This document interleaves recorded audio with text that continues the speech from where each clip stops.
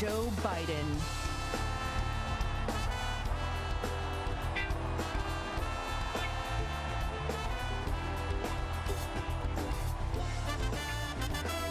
This is a complicated and uncertain world we live in.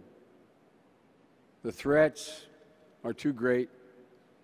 The times are too uncertain to elect Donald Trump as President of the United States. Now, let me finish. No major party nominee in the history of this nation has ever known less or has been less prepared to deal with our national security.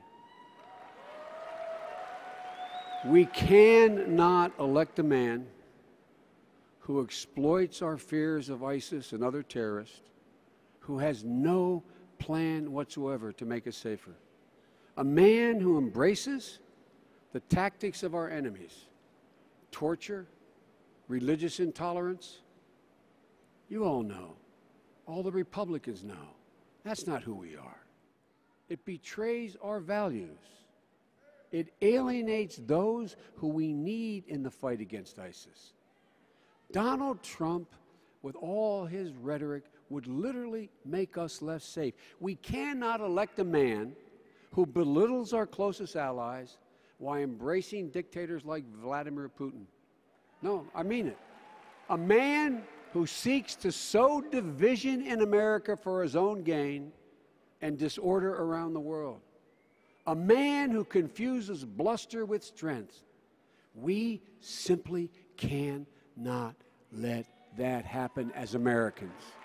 Period. Thank you.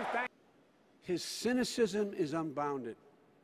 His lack of empathy and compassion can be summed up in a phrase I suspect he's most proud of having made famous: "You're fired."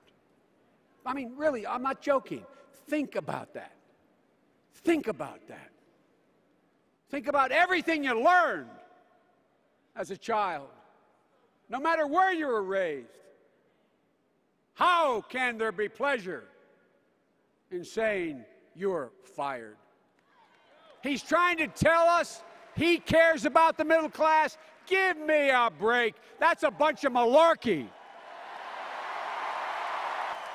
That's why I can say with absolute conviction, I know why we have held together. I know why we are united. It's because there's always been a growing middle class. This guy doesn't have a clue about the middle class, not a clue. Because, folks, when the middle class does well, the rich do very well and the poor have hope. They have a way up. He has no clue about what makes America great.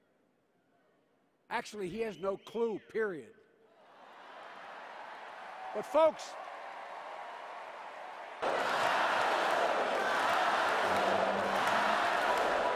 okay. You've all seen over the last 8 years what President Obama means to this country. He's the embodiment. He is the embodiment of honor, resolve, and character. One of the finest presidents we have ever had. That's right.